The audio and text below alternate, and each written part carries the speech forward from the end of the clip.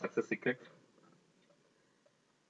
Current affairs క్లాస్లో ఈ వీడియోలో మరికొన్ని క్వశ్చన్స్ మనం చూడబోతున్నాం. లెవెల్ 2 క్వశ్చన్స్ మీకు అందించే ఒక కార్యక్రమంలో భాగంగా లెవెల్ 2కు సంబంధించి మరికొన్ని క్వశ్చన్స్ ఈరోజు సంబంధించినవి. అంటే 21 మే 2021 సంబంధించినటువంటి కరెంట్ అఫైర్స్లో కొన్ని క్వశ్చన్స్ మీకు అందించబోతున్నాను. ఇవి అంటే ఇప్పుడు మనకు ఎలాంటి కాంపిటేటివ్ ఎగ్జామ్స్ లేకపోయినప్పటికీ కరెంట్ అఫైర్స్ అనేటివి నిరంతర ప్రక్రియ కాబట్టి రెగ్యులర్గా ఫాలో అవుతూ ఉండి ఒక నోట్స్ అనేది ప్రిపేర్ చేసుకుంటూ ఉంటే ఎంతో ఉపయోగకరంగా ఉంటుంది. కాబట్టి ఈ యొక్క కరెంట్ అఫైర్స్ ఇచ్చే ప్రయత్నం అయితే చేస్తున్నాను. మరి ఈరోజు క్లాస్లో మొదటగా మనం చూసినట్టయితే 2021 జూన్లో జరిగే G7 ఆరోగ్య మంత్రుల సదస్సుకు భారత్కు ఆహ్వానం అందింది. ఈ అంశానికి సంబంధించి సరైన స్టేట్మెంట్ గుర్తించుము.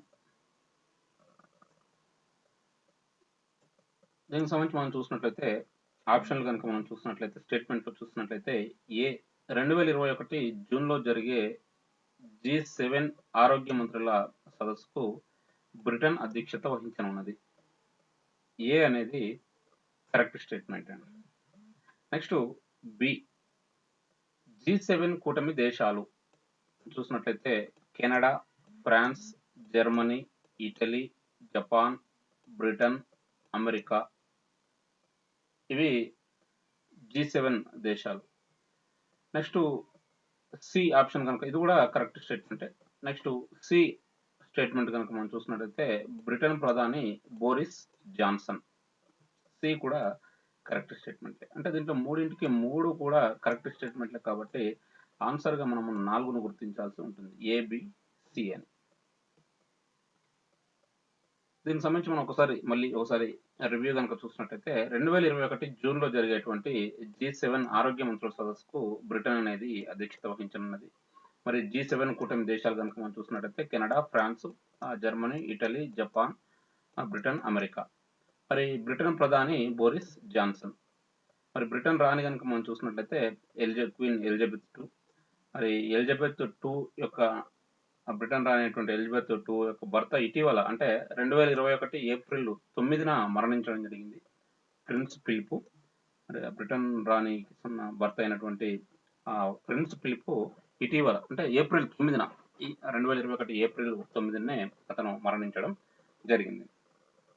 నెక్స్ట్ తర్వాత క్వశ్చన్ మనం చూసినట్లయితే మ్యాచ్ ది ఫాలోయింగ్ అంటే జతపరచుడు కనుక మనం చూసినట్లయితే ఇది అంటే దేశాలు ఆ యొక్క దేశాల ప్రధాని కానివ్వండి లేదంటే అధ్యక్షుడు కానివ్వండి వారి పేరు మనం జతపరచాల్సి ఉంటుంది. దీంట్లో అది చూసినట్లయితే మొదటగా ఏ కనుక చూసినట్టయితే ఏ కెనడా ప్రధాని, బి ఫ్రాన్స్ అధ్యక్షుడు, సి ఇటలీ ప్రధాని, డి జపాన్ ప్రధాని. మరి ఇటు సైడ్ కనుక మనం రోజు చూసినట్లయితే 1 మారియో డ్రగి, 2 జస్టిస్ ట్రూడో, 3 యోషిహిదే సుగా, 4 Emmanuel Macron.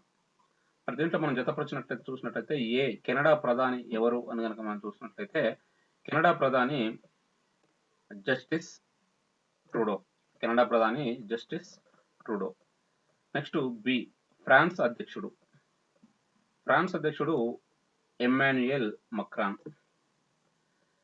Next C Italy ప్రధాని Mario Draghi. Next D Japan ప్రధాని యోషిహిదే సుగా.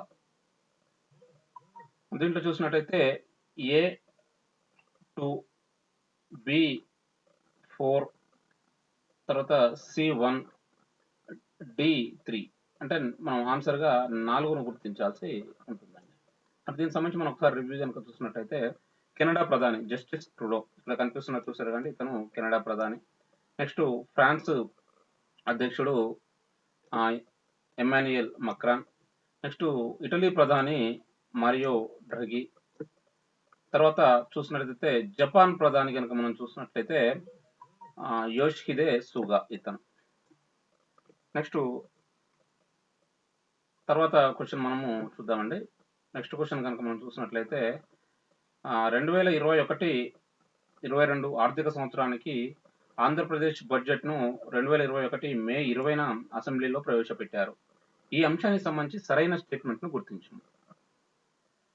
మరి స్టేట్మెంట్ ఏ గనుక మనం చూసినట్టయితే 2,29,779.27 కోట్ల అంచనా వ్యయంతో బడ్జెట్ ప్రతిపాదనలను శాసనసభకు సమర్పించారు. మరి ఆంధ్రప్రదేశ్ బడ్జెట్ 2021-22 వార్షిక బడ్జెట్ కనుక మనం చూసినట్లయితే 2,29,779.27 కోట్లు. కాబట్టి ఇది ఏ అనేది కరెక్ట్ స్టేట్మెంట్ అండి. తర్వాత బి స్టేట్మెంట్ కనుక మనం చూసినట్టయితే తొలిసారి జెండర్ బేస్డ్ బడ్జెట్ ను ప్రవేశపెట్టారు. అంటే వాస్తవమే. ఇది కూడా అంటే ఈసారి బడ్జెట్ లో ఈ మహిళలకు, పిల్లలకు కూడా వారికి సరైనటువంటి కేటాయింపులు జరిపి ఈ యొక్క వాటికి సంబంధించి జెండర్ బేస్డ్ బడ్జెట్ ను ప్రవేశపెట్టడం జరిగింది. ఈ విధమైనటువంటి జెండర్ బేస్డ్ బడ్జెట్ ను ప్రవేశపెట్టడం ఇదే మొదటిసారి. కాబట్టి బి కూడా కరెక్ట్ స్టేట్మెంటే. Next C. ఆర్థిక శాఖ మంత్రి బుగ్గన రాజేంద్రనాథ్ శాసన మండలిలో బడ్జెట్ ను ప్రవేశపెట్టారు.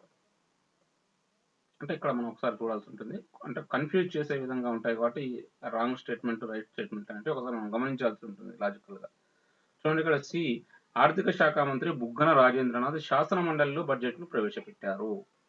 అంటే సి అనేది రాంగ్ స్టేట్మెంట్. ఎందుకంటే ఆర్థిక శాఖ మంత్రి బుగ్గన రాజేంద్రనాథే బడ్జెట్ ను ప్రవేశపెట్టడం జరిగింది. కానీ ఇతను శాసన మండలిలో బడ్జెట్ ను ప్రవేశపెట్టలేదు.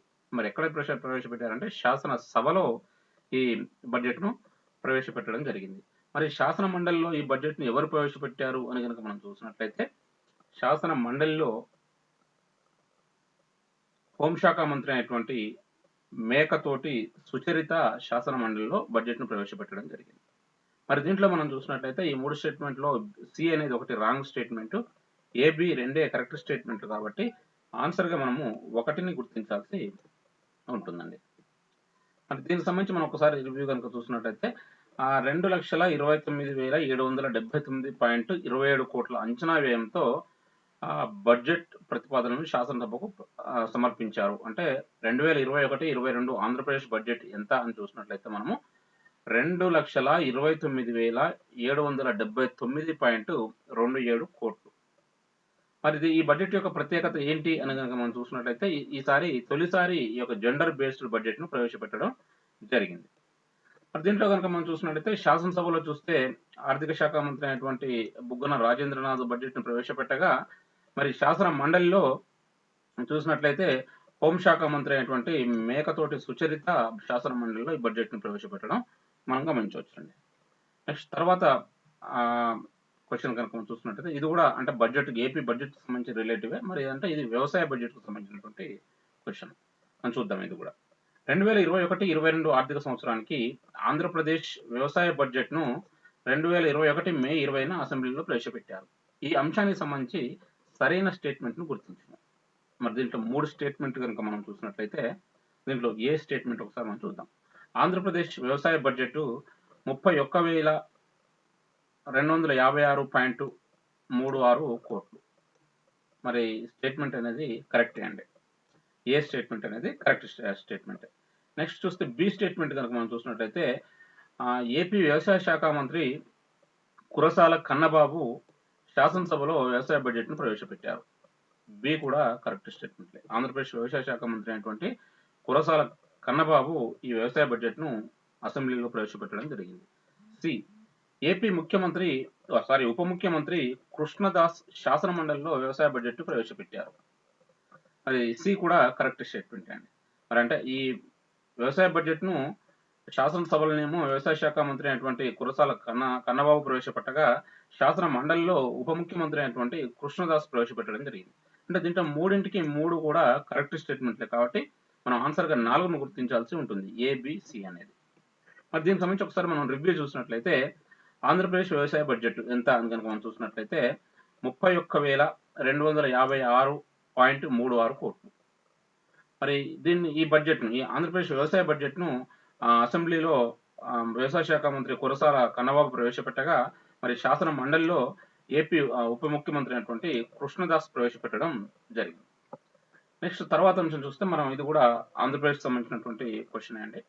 అంటే మరి ఇటీవల బడ్జెట్‌ను ప్రవేశపెట్టడం జరిగింది. కాబట్టి దానికి సంబంధించి ఒక రిలేటివ్‌గా క్వెషన్ ఉంటుందనే ఒక విషయంగా నేను ఈ క్వెషన్ కూడా ప్రిపేర్ చేయడం జరిగింది. మాక్సిమం ఇది అందరికీ ఐడియా ఉండే ఉంటుంది. అయినప్పటికీ కూడా అందరికీ మనకు ఉన్నంత మాత్రాన ఐడియా అందరికి ఉండాలనే ఆలోచనలు ఉండకపోవచ్చు కాబట్టి దాన్ని కూడా తెలియజేయాలన్న ఒక ఉద్దేశంతోనే నేను చేశాను. మరి అంటే ఇటీవల బడ్జెట్‌ను ప్రవేశపెట్టడం జరిగింది కదా! మరి మన ఆంధ్రప్రదేశ్‌లో. దానికి సంబంధించి మరి బడ్జెట్‌కు సంబంధించి మరి గవర్నర్ కూడా ప్రసంగం చేయడం జరిగింది. గవర్నర్ ప్రసంగం. మరి అదే విధంగా శాసనసభ, శాసన మండలి ఈ అంశాలకు వచ్చినట్లయితే రిలేటివ్‌గా మనం చూసినట్లయితే దీంట్లో శాసనసభకు స్పీకర్ ఎవరు? శాసన మండలి చైర్మన్ ఎవరు? గవర్నర్ ఎవరు? అనేవి కూడా మన పేర్లు ఒకసారి మనం రివ్యూ చేసుకుంటే బాగుంటుందనే ఆలోచనతో దీన్ని నేను మ్యాచ్ ది ఫాలోయింగ్ క్వెషన్‌గా ప్రిపేర్ చేయడం జరిగింది. మరి దీంట్లో గనుక మనం చూసినట్టయితే ఏ ఆంధ్రప్రదేశ్ ముఖ్యమంత్రి, B Andhra Pradesh governor, C Andhra Pradesh శాసనసభ స్పీకర్, డి ఆంధ్రప్రదేశ్ శాసన మండలి స్పీకర్. మరి ఇటు సైడ్ రో గనుక మనం చూసినట్లయితే 1 బిశ్వభూషణ్ హరిచందన్, 2 తమ్మినేని సీతారాం, 3 వైఎస్ జగన్మోహన్ రెడ్డి, 4 ఎంఏ షరీఫ్. మరి ఇది ఒకసారి మనం జతపరచుదామండి. మ్యాచ్ ది ఫాలోయింగ్ మనం చూసినట్టయితే ఆంధ్రప్రదేశ్ ముఖ్యమంత్రి ఆటోమేటిక్‌గా అందరికీ ఈజీగా తెలిసే ఉంటుంది. మనం అంటే YS Jaganmohan Reddy. Next Andhra Pradesh governor B. B అంటే 1 బిశ్వభూషణ్ హరిచందన్. ఆంధ్రప్రదేశ్ శాసనసభ స్పీకర్ తమ్మినేని సీతారాం. ఆంధ్రప్రదేశ్ శాసన మండలి చైర్మన్ ఎంఏ షరీఫ్. చూడండి ఇక్కడ A3, B1 తర్వాత C2, D4. కాబట్టి ఆన్సర్‌గా మనము 1ని గుర్తించాల్సి ఉంటుంది. మరి దీనికి సంబంధించి మనం ఒకసారి మళ్ళీ రివ్యూ చూద్దాము. చూసినట్లయితే ఆంధ్రప్రదేశ్ ముఖ్యమంత్రి వైఎస్ జగన్మోహన్ రెడ్డి. మరి దీనికి సంబంధించి మనం రిలేటివ్‌గా తెలంగాణకు సంబంధించి కూడా మనం చూసినట్లయితే తెలంగాణ ముఖ్యమంత్రి కల్వకుంట్ల చంద్రశేఖరరావు. Next Andhra Pradesh governor Biswabhusan Harichandan. మరి తెలంగాణ గవర్నర్ ఎవరు అని కనుక మనం చూసినట్లయితే తమిళిసై. మరి తమిళిసై యొక్క మరి దానికి కూడా మరి తమిళిసైకి సంబంధించి మరికొంక విషయం కూడా మనం చూసినట్లయితే తమిళిసై ఇప్పుడు ఆ పుదుచ్చేరికి లెఫ్టినెంట్ గవర్నర్‌గా కూడా బాధ్యతలు నిర్వర్తిస్తున్నారు. అంటే ఇన్ఛార్జిగా బాధ్యతలు నిర్వహించడం జరుగుతుంది పుదుచ్చేరి. మరి నెక్స్ట్ ఆంధ్రప్రదేశ్ శాసనసభ స్పీకర్ తమ్మినేని సీతారాం. మరి తెలంగాణ శాసనసభ స్పీకర్ ఎవరు అని కనుక మనం చూసినట్లయితే పోచారం శ్రీనివాసరెడ్డి. నెక్స్ట్ ఆంధ్రప్రదేశ్ శాసన మండలి చైర్మన్ ఎంఏ షరీఫ్. మరి తెలంగాణ శాసన మండలి చైర్మన్ ఎవరు అని కనుక మనం చూసినట్లయితే గుత్తా సుఖేందర్ రెడ్డి. ఇది అండి. అంటే మనకు ఇది వచ్చినప్పుడు దాన్ని కూడా చూసుకుంటే 2 తెలుగు రాష్ట్రాలు కాబట్టి మనం తెలుగు రాష్ట్రాల మిత్రులు అదేవిధంగా తెలంగాణ ఆంధ్రప్రదేశ్ మిత్రులు, తెలంగాణ మిత్రులు అందరూ ఫాలో అవుతుంటారు కాబట్టి అందరికీ ఉపయోగపడంగా విధంగా ఉండాలనే ఆలోచనతో ఈ విధంగా చేస్తున్నాను. మరి ఇక్కడ మనం ఎంఏ షరీఫ్‌కి సంబంధించి మనం ఒక అంశం చెప్పుకోవాల్సి ఉంటుంది. శాసన మండలి చైర్మన్ సంబంధించి ఎంఏ షరీఫ్‌కి సంబంధించి చూసినట్టయితే మరి షరీఫ్ యొక్క పదవీ కాలము అంటే మే చివరి వరకు అతని యొక్క పదవీ కాలం ఎమ్మెల్సీగా ముగుస్తుంది. మరి అతను ఈ మే చివరికి పదవి విరమణ చేయనున్నారు. అంటే శాసన మండలి చైర్మన్‌గా మరొకరు వచ్చే అవకాశం ఉన్నదనే విషయం మనం గమనించుకోవాల్సి ఉంటుంది. ఇదే అండి మొత్తానికి ఈ రోజు నేను అందిస్తున్నటువంటి కరెంట్ అఫైర్స్ క్లాసులు లేదంటే లెవెల్ 2కి సంబంధించినటువంటి ఒక అంశాన్ని అందిస్తుంటాను. ఎక్కువ క్వెషన్స్ కాకుండా మెయిన్ ముఖ్యమైన వాటిని అందించాలనే ఆలోచనతో అందిస్తున్నాను. మరి కరెంట్ అఫైర్స్ సంబంధించినటువంటి అంత టోటల్ డేటా అంతా కూడా నా యొక్క ఆన్‌లైన్ మ్యాగజైన్‌లో కూడా మీకు అందుబాటులో ఉంటుంది కాబట్టి తప్పక ఫాలో అవుతుండండి. ప్రముఖ పబ్లికేషన్స్ నుంచి కూడా నా యొక్క కరెంట్ అఫైర్స్ బుక్ కూడా మీకు రెగ్యులర్‌గా మార్కెట్‌లోకి అందుబాటులోకి వస్తుంది. అదేవిధంగా ఆన్‌లైన్‌లో కూడా అందుబాటులో ఉంటుంది కాబట్టి రెగ్యులర్‌గా వాటిని ఫాలో అవుతుండండి. Thank you. Best of luck. మరి ఇటీవల మనం చూస్తుంటే తెలంగాణలో గనుక చూసినట్లయితే టీఎస్‌పీఎస్సీకి కొత్త పాలకవర్గం కూడా రావడం జరిగింది. చైర్మన్ గాని, సభ్యులు గాని మరి వాళ్ళు బాధ్యతలు చేపడుతూ త్వరలోనే నోటిఫికేషన్ కూడా విడుదల చేస్తామని చెప్పడం జరిగింది. మరి ఈ విషయం కాస్త మరి ఆశించదగ్గదే అని అనుకుంటున్నాను. మరి ఈ విషయంలో నోటిఫికేషన్‌లు వచ్చి మరి ఇంతకాలం ఈ యొక్క కరోనా మహమ్మారి మన జీవితాలందరిని కూడా అన్ని జీవితాలను కూడా అతలాకుతలం చేసినటువంటి నేపథ్యంలో మరి మంచి రోజులు వస్తాయని ఆశిస్తూ ఇవాల్టికి సెలవు తీసుకుంటున్నాను. మరొక వీడియోతో మళ్ళీ మీ ముందుకు వస్తాను. Thank you. Best of luck.